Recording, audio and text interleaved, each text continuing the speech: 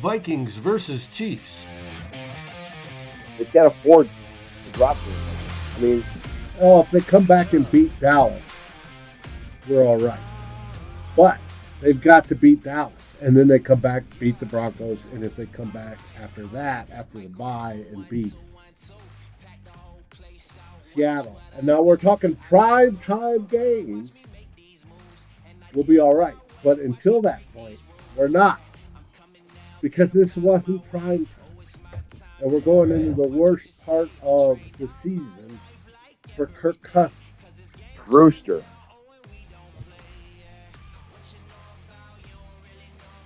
How do you fucking keep blowing games like that, man? It's Mike's fault. Mike Zimmer. Gotta be Mike. I'm drinking my second 30-ounce bottle of beer that is 10% alcohol by How 30% or 30 ounce, 10%. Mine is only 9. I'm on my 5th. Part of me tells me we got to have a lot of talent on this team to fucking blow games like this. Yeah. I mean, there's so I don't get it. I don't either. How do you lose? How do you keep losing games that you're supposed to? You make so many mistakes that it just costs you enough at the end. I mean, listen. There's 6 minutes left in the game. 6 minutes. We have the lead. And the ball. Get it? Wait. 6 minutes. We have the lead. We got the ball 2 more times and had 2 3-and-outs. Our fucking coach is soft. And our team is soft. We made so many mistakes today. And the fucking quarterback doesn't execute. He fucking sailed it all day long. I know you love Zimmer, but this is a lot on him today, if you ask me. Ha! With Kirk Cousins throwing 50%. Hit record, baby. Let's go. Hit record. Oh, trust me, I'm already recording. No, Cousins threw 3 touchdowns. He had a lot of bad passes today. He was very inaccurate today. He was 19 for 38. What the fuck is wrong with some of these decisions Zimmer's making? What about that timeout at the end, dude? What was that all about? He Kingsburyed himself. You gonna blame that on Cousins?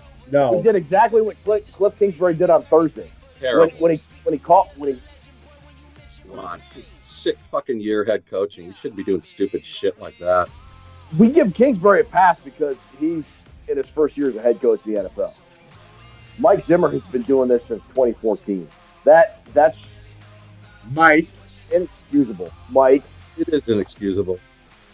Just too many mistakes again. We talk about the same thing, guys, when we lose games. But the Vikings can make this many mistakes and then lose on a field goal at the end. Just think if they cleaned it up a little.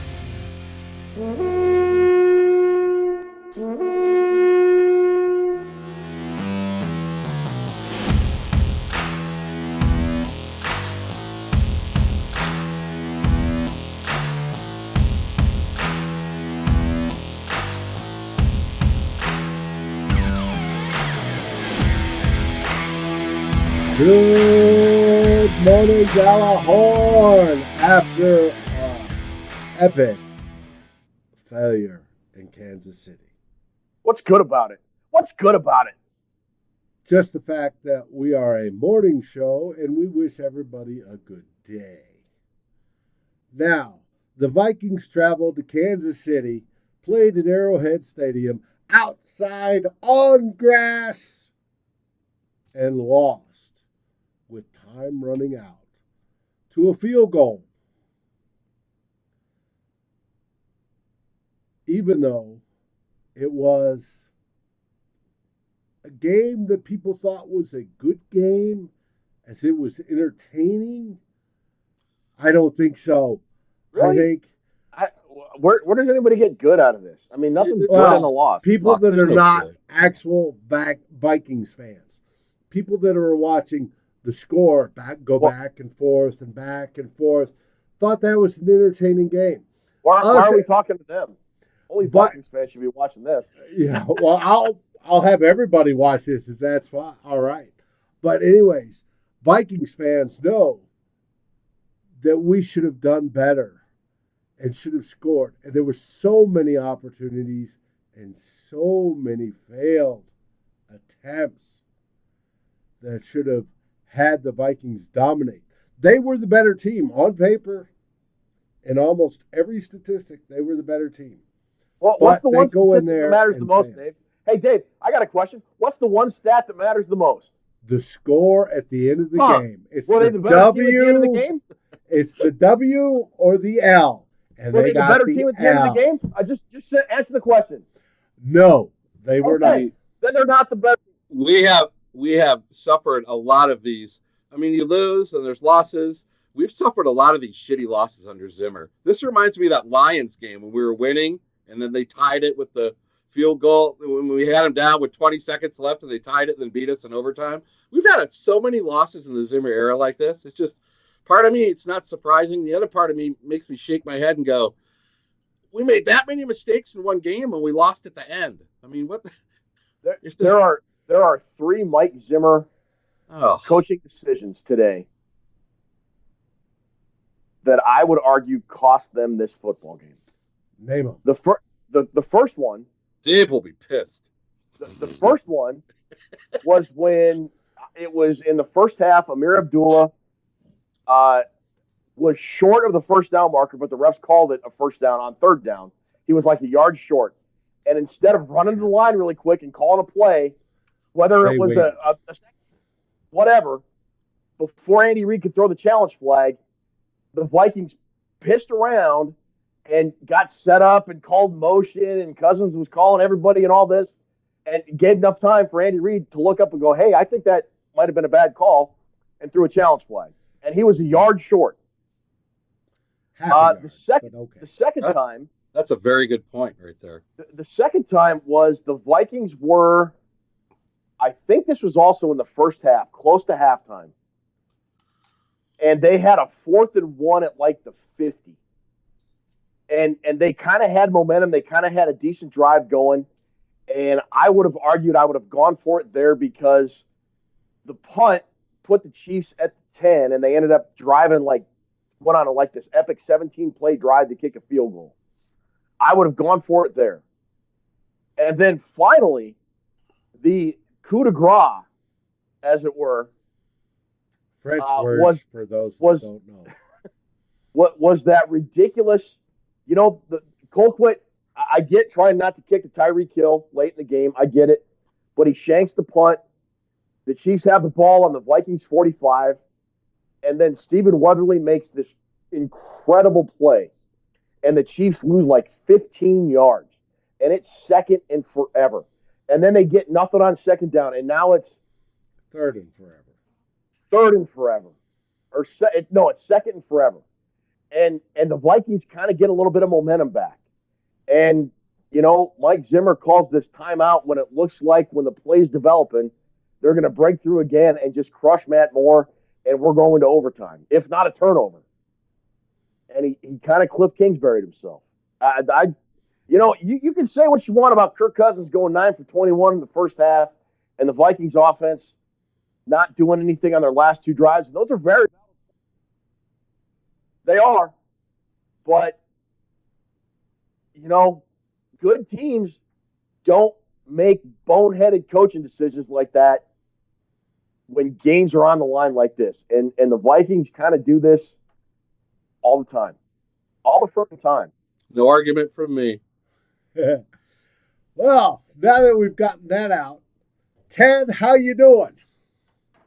Gentlemen, if I was any better, I'd be against the law. Let's go. Let's light this candle. Drew, how are you doing? Oh, who fucking cares how I'm doing? I care. I care a lot. I don't care about anybody or anything. All right. On this panel of 3, right? On this panel, what? Of 3. There's 3 of us. Oh, there is? Yes. Shit. Okay. All right. I know math is hard, Drew, but there's 3 of us. Anyways, I'm the one that says, obviously, I like Zimmer better than... You think? Yeah, I think. Than Kirk Cousins. Now, I blame Kirk Cousins 50% in sailing balls over receivers' heads all freaking day or being off target, where we could have continued drives and possibly scored. and possibly made better decisions. His third down slide was stupid. I'll give you that. That was bad. But it's just get your head in the game. We were in it, obviously, until the last. It's just, and this is outdoors on grass, so technically that's a good thing for the Vikings because they do crappy on outdoors on grass. But they lost, though. But it's the fact that they pulled an L when they should have pulled a W. The W's are what matters. Drew and I talked about it yesterday on college football. It doesn't matter what the final score is as long as you have the W. Because when it comes to the end of the season... Wait, hang on. That's some right there. It doesn't matter what the final score is as long as you have the W. Exactly. Are you kidding me? Did you just really say that? Yeah. Did you just because really it doesn't matter. If you win... Boom! And with a pow! And it doesn't matter what the final score is until you get the win. If you win 51-50, you still win. If you win 51-3, you still win. It doesn't matter. It comes down to the end. If you're 12-0, you're 12-0. Remember when somebody's helmet would come off? Every time Madden would say, I hope his head's not in it. Every time. Oh, that was that is something that needs to be played on a loop forever and all time for this show. It doesn't matter what the final score is as long as you win it. Exactly. Who's going to win? Whoever gets more points. That's right. Whoever scores more points and plays better, damn it. You're killing me. I love you, man. You're killing me. It's the bottom line. We're now 5-3. Right? Yep. No. Make that 5-3. 6-3. No. 6-3. We were 6-2 going into the game. Yeah. We're 6-3. Right? We're still in it. It's not a drastic loss. Dude, we're still in it. Well, they're all drastic losses. I'm telling you guys. We can come back on Sunday night in prime time and beat the Dallas Cowboys and everything will be all right. Yeah, but if you win today, you're playing with house money next week. That's a big difference for me. Exactly. Yeah. I mean, I sort of thought the Vikings needed to go at least 1-1 in these two road games. Right. I didn't think 2-0 it would have been great. Don't get me wrong, but I thought 1-1 was realistic. Losing a winnable game like this now makes a road game in Dallas in prime time a must win. Sure. And now there's a little bit more pressure ramped up. Adam Thielen tweaked his hamstring, probably not going to play. If the Vikings are smart, they're going to keep him out until after the bye, right? Which will really adversely affect my fantasy team. # no one cares about your fantasy team. That's correct. But now instead of, like Drew said, playing with house money, the Vikings are almost in a must-win situation. I mean, they have been all season. I was going to say, but Ted, they're 6-3. Well, yeah, the Packers are 7-1. Right. The Seahawks are 6-2. I think they had the same record as the Vikings going into today. I mean, I think we've said this before, fellas. I don't think 10-6 is going to cut it for the wild card this year. Look at the teams in the NFC. 6-3 isn't really that strong of a record right now. It's not. It really isn't. I mean, this really hurts the Vikings in more ways than one. I mean, I think until Green Bay starts to lose a couple games, talking about winning the division is just kind of not even worth the oxygen. I mean, you've got to look at the wild card, and right now with Seattle playing really well, San Francisco undefeated. You look in the South with New Orleans doing very well, in Carolina, I think they won again today. I think I'd have to look at it, but I think if the playoffs were to start today, the Vikings would not be in the playoffs, and they've won 2/3 of their games, and that's right, for the most part a pretty good season. So. I want to go back to this game a little bit because it's it is kind of a heartbreaking loss. And sure, we're 6-3, we're not 4-5 or anything, but when you're on the road, especially in Arrowhead, when you have two chances to possess the ball, when you have two chances to end the game, and you have the ball, you can't really ask for more than much of that, as far as I'm concerned. And there a were good six. There was third a of barely the under. crowd was Vikings fans. There was barely under 6 minutes left. We got the ball. We went 3 and out, and then we got it back at the end, and we went 3 and out. But what I wanted to point out in particular, both of those drives, I think we went backwards on both those drives and lost like 7 yards in each drive. I don't think we gained any yards. When they punted it to us, we got it back with right around 6 minutes or maybe a little bit under. We lost like 5 yards, we incomplete pass or so. It was just terrible. Then we punted it back. We possessed the ball with a chance to either run the game out at 23-20 or win it at the end. When you have the last possession at the end, I honestly thought when Waynes got that 60-yard penalty, I swore a couple times, and I thought, you know what? That just gives us time to get it back and go back down the field. I mean, it was 3:47 at the time of that penalty, so I'm thinking, I guess it's better than them using all the time and winning at the end. We're going to get it back. Not that you want to say it was a terrible penalty, but the Vikings had their chances. And I say this all the time. We have this show. You have chances at the end to possess the ball, and you can't overcut. You can't win it. You got to win these games. I'll agree with Dave. This is much on the offense as it is on Mike Zimmer's coaching decisions in the defense. I will agree that one of the main spots that stands out to me was those 3 plays at the 10-yard line right before the half. None of those plays looked good enough to score on. They looked like they failed at the snap. They were terrible plays. They looked like throwaway plays to try to get 3. Yeah. That's not that. I don't agree with that at all. No. I think they should have been more aggressive to try to get the touchdown there. And I guess you could say, well, they always want to get touchdowns. That didn't look like it to me. That looked like Cousins was instructed, look at this receiver. If it's not there, launch it out of the end zone. And that's what it looked like. Yeah, and that's exactly what he did. Andy Reid was over there with a smile on his face going, well, if they don't want to score, I'm not going to press them. Yeah. And you can't – I don't want to be a team like that, guys, because a lot of these games come down to the wire. You got to take advantage of that first and goal at the 10-yard line. Exactly. You can't throw plays away.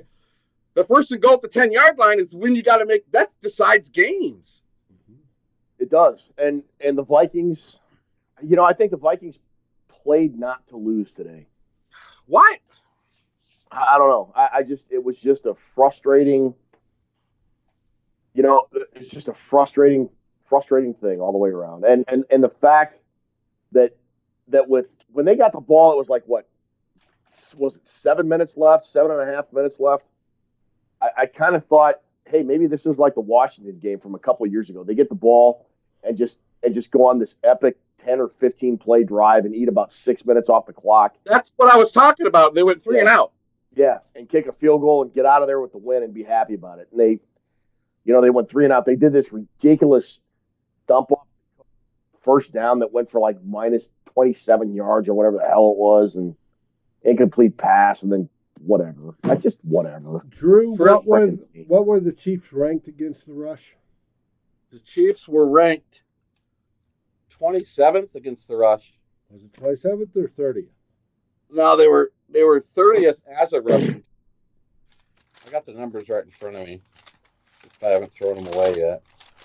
You know how many rushing yards we got? Probably 80 or something. No, it was. The Chiefs' offense was 27th in rushing, averaging 80 a game, and they got they had that one huge run, but.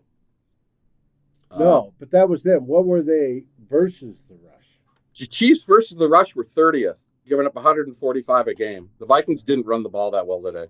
No. And it felt like they didn't stick to it. A couple times where Cook had a couple good runs back to back, and you thought, okay, all right, he's getting on track now. Let's go. Let's start playing some smash mouth, and let's pound these guys into the dust. And they went back to throwing the ball. And then they went back throwing the ball. Kirk would sail it over somebody, and that was that. I'm getting really sick of it. These, 4 or 5 good plays and then a holding call or this or another holding call. It's like we had like one drive where we drove down and scored where we didn't.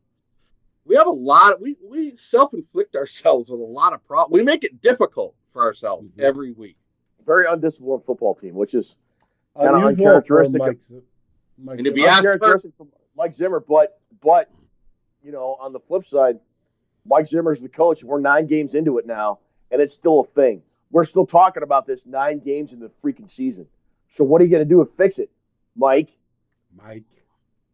Undisciplined team is all coaching, according to Herm Edwards and Marv Levy. And who am I to question Marv Levy? If you're having penalty after penalty after penalty and self-inflicted wounds, that's on the staff. They're not being disciplined enough. You gotta tell somebody, if you're going to keep getting holding penalties, you're going to be on the sideline holding your own sack, not playing. But the fact that we seem to do it a lot. I mean, it's aggravating, man. It is. It's very aggravating because that one drive when we hit Irv Smith and then we had a penalty, we were on our way for some points in there. And then the whole thing, right when that penalty happens, there it is, folks. So we call it the drive killer. It's a drive killer. There's not much more we can say. We move into this coming week where we play Dallas at Sunday Night Football.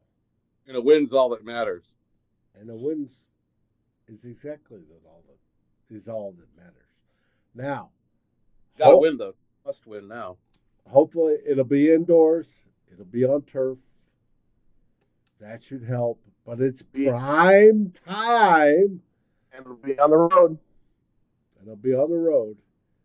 And Kirk, in my indicators of good Kirk, bad Kirk, is going towards bad Kirk. Hopefully we pull it out. So, hey, why don't we throw more of those screen passes? I like those today. Those seem to work okay. Those worked well.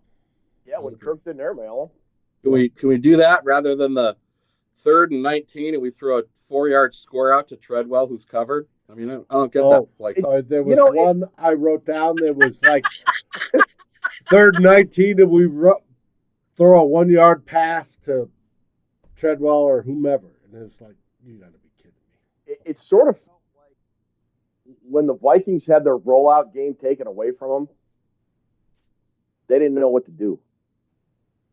Yeah. I mean, maybe I'm wrong here, but like, no, that rarely worked today, and I think you're on that with that. They didn't.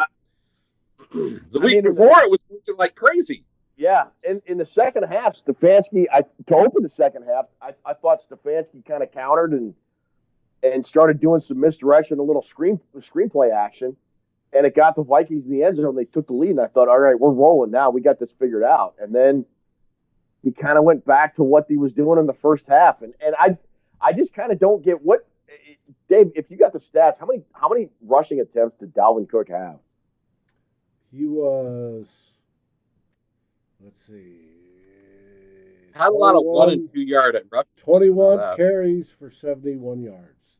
Well, that's a fair amount of carries, so that's a lot more carries than I thought. It just felt like the Vikings were just not able to counter what the Chiefs were doing defensively, and the Chiefs offensively figured out what the Vikings were doing defensively. I don't know. Maybe I'm the idiot here, which is a distinct possibility. But I would like to see more killer instinct out of the Vikings. I mean, I want to keep going back to those 3 plays before the half ended, but that's kind of how we play. I don't agree with it. Kill shot, man. Let's try to put somebody down. Let's try to bully somebody for once. They don't seem to want to do that, you know? I don't know. It's tough. Frustrating to watch. It was very frustrating. Anyways, with that, we'll wrap it up. Meow. Last words. We're on to Dallas. Meow, meow, Viking cat. I'll see you cats on the flip-flop. Later. He's all downtrodden. I hate fucking losing. I hate sports. I hate football. I'm out. Ted. Boy, we'll see you in Miami. Hopefully, the Vikings will turn around. Hey, when you have beers with Zimmer this week, Stefano, I know you have beers with Zimmer. You guys drink on what day do you drink on? Tuesday nights? I wish we would, because I would Guys, tell him a no, story or two. I know you and him go shoot darts and fucking drink beer and have a good time and eat onion rings and shit. Tell that guy to hold off on his timeouts, man. We don't need him out the field. Tell him to hold off. Do a little bass fishing. God damn, our defensive line was owning those fuckers in the last couple drives, man. We were owning them. They couldn't stop them. It was the backup guys, too. Yeah. Odenigbo, Weatherly. They had good games. Well, it's kind of tough for me because I watched the game on volume 0, so I don't hear the timeout. When me and Ruby saw that play, and we saw Hunter. And you're wrong, Ted. You're thinking maybe it would have been that was 100% going to be a sack or a fumble or something. And then they all stopped moving, and my wife's all, what's going on? But we don't have the volume on, so we're kind of trying to figure it out. And I went, oh, shit, we didn't call timeout, did we? Yeah. See, when we're all watching a game together, we're going to have the volume on. You just have to live with the volume on. Yeah. I'll deal with it. That's fine. Either that or we win the lottery, and I'll go to the game, get a suite, and watch it together. Tuesday nights, chicken, when you're throwing darts. Straighten that fucker out. I don't want any problems next week. I wish I could. With that, Meow meow. goal, everybody! See you next week.